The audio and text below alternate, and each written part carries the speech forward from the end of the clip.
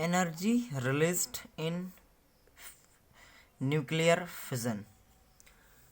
Friends, हर एक nuclear reaction में, न्यूक्लियर फिजन में एनर्जी कुछ न कुछ रिलीज होती है। इसका कारण ये है कि न्यूक्लियर फिजन में बड़े न्यूक्लियस छोटे न्यूक्लियस में कन्वर्ट होते हैं।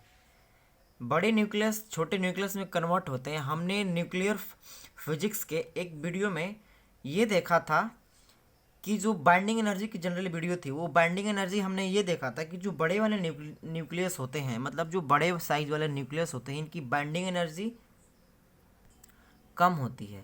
और जो छोटे छोटे न्यूक्लियस हैं या फिर मीडियम रेंज में जो आते हैं, जैसे कि 20-25 ऐसे, या फिर आयरन वगैरह के आसपास के जो होते हैं एफी के, इनकी जो बाइंडिंग एनर्जी होती है ये अधिक होती है।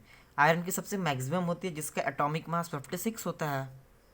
जितनी अधिक बाइंडिंग एनर्जी उतना ज़्यादा स्टेबल। बाइंडिंग एनर्जी वो एनर्जी होती है जितनी एनर्जी देने पर आपके जो न्यूक्लियस होते हैं, न्यूक्लियस के अंदर जितने भी न्यूक्लियस होते हैं, न्यूट्रॉन प्रोटॉन, वो सारे अलग अलग हो जाए। या फिर सिंपली कह सकते हैं कि बाइंडिंग एनर्जी वो एनर्जी होती है जितनी एनर्जी देने पर हमारी न्यूक्लियस ब्रेक कर जाए छोटे छोटे पार्ट में, या फिर हर एक न्यूट्रॉन प्रोटॉन अलग अलग हो जाए, इतनी एनर्जी, उस एनर्जी को हम बाइंडिंग एनर्जी कहते हैं। दूसरे शब्दों में हम ये कह सकते हैं कि मान लीजिए ये प्रोटॉन है, ये प्रोटॉन है, दोनों प्रोटॉन के बीच में हमारा क्या लगता है, न्यूक्लियर फोर्स लगता है। तो बाइंडिंग एनर्जी वो एनर्जी होती है जितना कि हमारा न्यूक्लियर फोर्स की वैल्यू होती है, वही एनर्जी होती है। अगर हम एनर्जी देंगे तो न्यूक्लियर फोर्सेस एनर्जी देंगे तो दोनों आपस में दूर दूर होना चाहेंगे। जिसको अब न्यूक्लियर फोर्सेस से अधिक हो जाए या इस जो फोर्स ऑफ रिपल्सन होगा तो ब्रेक कर जाएंगे। तो यही होती है हमारी बाइंडिंग एनर्जी। तो जितनी जो एनर्जी हमें मिलती है वो बाइंडिंग एनर्जीज के डिफरेंसेस के बराबर होती है। जो छोटे वाले न्यूक्लियस होते हैं, इनकी जो बाइंडिंग एनर्जी होती है वो अधिक होती है, इसकी कम होती है। तो जब हम प्रोडक्ट के सम में से, इस प्रोडक्ट के सम के बाइंडिंग एनर्जी में से रिएक्टेंट वाले का घटा देते हैं तो हमें क्या मिलती है, एनर्जी रिलीज। मतलब जितना जितना हमारे पास बाइंडिंग एनर्जी का डिफरेंस मिला वही हमारा एनर्जी में कन्वर्ट हो गया। फिर अदर वर्ड में हम ये कह सकते हैं, मास का टर्म में ये कह सकते हैं, हमने मास डिफेक्ट वाले वीडियोस में देखा था कि जो बड़े वाले न्यूक्लियस होते हैं जब छोटे छोटे में कन्वर्ट होते हैं, छोटे छोटे में जब ये कन्वर्ट होते हैं तो इसका मान लीजिए 100 यूनिट मास, तो इसका हो जाएगा 49 और इसका भी मान लीजिए 49। हमें 2 यूनिट का क्या देखने का मिला, कमी। तो जो 2 यूनिट है यही हमारे एनर्जी में कन्वर्ट हो जाती है। तो इसी प्रकार से हमें हर एक न्यूक्लियर फिजन रिएक्शन में एनर्जी देखने को मिलती है। आई होप कि ये आपको समझ में आया होगा कि एनर्जी कैसे मिलती है। मास जनरली हमारे कन्वर्ट हो जाते हैं एनर्जी में, जिसको हम यहाँ पे बाइंडिंग एनर्जी के टर्म में लिए हैं। क्योंकि बाइंडिंग एनर्जी का टर्म इसलिए लिए हैं कि एग्जाम में आपको अगर न्यूमेरिकल भी आता है या फिर जो हमारे पास डेटा अवेलेबल है वो बाइंडिंग एनर्जी के टर्म में ही है कि पर न्यूक्लियन किस एटम में कितनी बाइंडिंग एनर्जी होती है। तो बाइंडिंग एनर्जी का जनरली एक्सप्रेशन है। आई होप कि आपको कंसेप्ट समझ में आया होगा।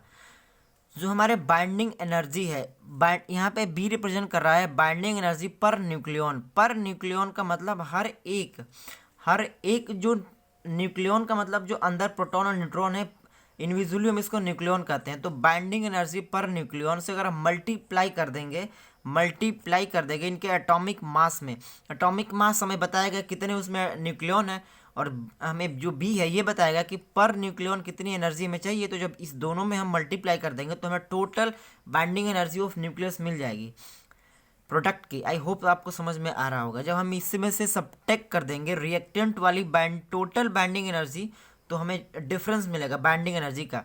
इस दोनों में डिफरेंस मिलेगा, यही डिफरेंस हमें एनर्जी के फॉर्म में मिलेगी। यहाँ पे बी रिप्रेजेंट कर रहा है binding energy per nucleon of reactant, A represent कर रहा है एटॉमिक मास को, यहाँ पर भी ए रिप्रेजेंट कर रहा है एटॉमिक मास ऑफ प्रोडक्ट, और यहाँ पे रिएक्टेंट का। तो हमें क्या मिलेगा, एनर्जी मिलेगा। एग्जाम्पल है, हमारे पास एक न्यूट्रॉन है, यूरेनियम पर हम बॉम्बार्डमेंट कराते हैं, हमारा यहाँ पे कन्वर्ट होता है एक इंटरमीडिएट हम कह सकते हैं कि प्रोडक्ट है, इंटरमीडिएट प्रोडक्ट कह सकते हैं इसे। यूरेनियम 236 कुछ क्षणों के लिए बनता है, फिर ये कन्वर्ट हो जाता है आपका, इस दोनों में ब्रेक कर जाता है। जनरली अनस्टेबल होता है इसलिए ब्रेक कर जाता है। फाइनली ये आपका कन्वर्ट होता है बेरियम और क्रिप्टॉन में। जो हमको इस रिएक्शन में बाइंडिंग एनर्जी दिखने वाली है, इस प्रोडक्ट के बाइंडिंग एनर्जी में से हम डिफरेंस कर देंगे, हमारे पास रिएक्टेंट वाले तो हमें मिल जाएगा। तो ये हमारे एग्जाम में गिवन होता है या फिर हमारे बुक में ये गिवन होता है। ये है 8.4, ये पर energy binding binding energy per nucleon है, किसके लिए, इसके लिए, बेरियम के लिए। और इसका एटॉमिक मास कितना है, 141।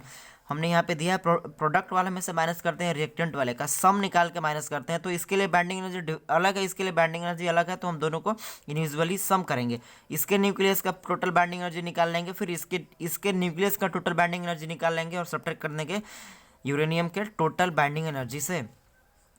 तो इसका 8.4 है और 141 इसका एटॉमिक मास है, और प्लस कर देंगे क्योंकि ये अलग न्यूक्लियस है, इसका बाइंडिंग एनर्जी पर न्यूक्लियन अलग है।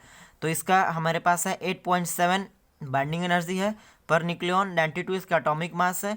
टोटल सम कर देंगे, सब्ट्रैक्ट कर देंगे, 7.6 बाइंडिंग एनर्जी यूरेनियम की है, 236 यहाँ पे हमारे पास एटॉमिक मास है, 235 ये है और 1 ये है, क्योंकि इसमें जाके ये इसके यहाँ पे कंपाउंड न्यूक्लियस फॉर्म हो रहा है, उसके बाद ब्रेक कर रहा है, जो कि हमारा यहाँ पे इंटरमीडिएट प्रोडक्ट जो बना है वहाँ से ही जनरली लिया गया है। तो हमें ये कंसिडर करना हो, क्योंकि अल्टीमेटली ब्रेक ये कर रहा है, इसके अंदर न्यूट्रॉन जा करके मोमेंटम जनरेट कर रहा है, और तो ये ब्रेक हो रहा है। तो हम इसको कंसिडर करेंगे 236 से हम मल्टीप्लाई कर देंगे 7.6 में और सब्ट्रैक्ट कर देंगे, तो हमारे पास आएगा 199 मेगा इलेक्ट्रॉन वोल्ट, जो कि बाइंडिंग एनर्जी इतनी एनर्जी हमें मिलेगी इस रिएक्शन में।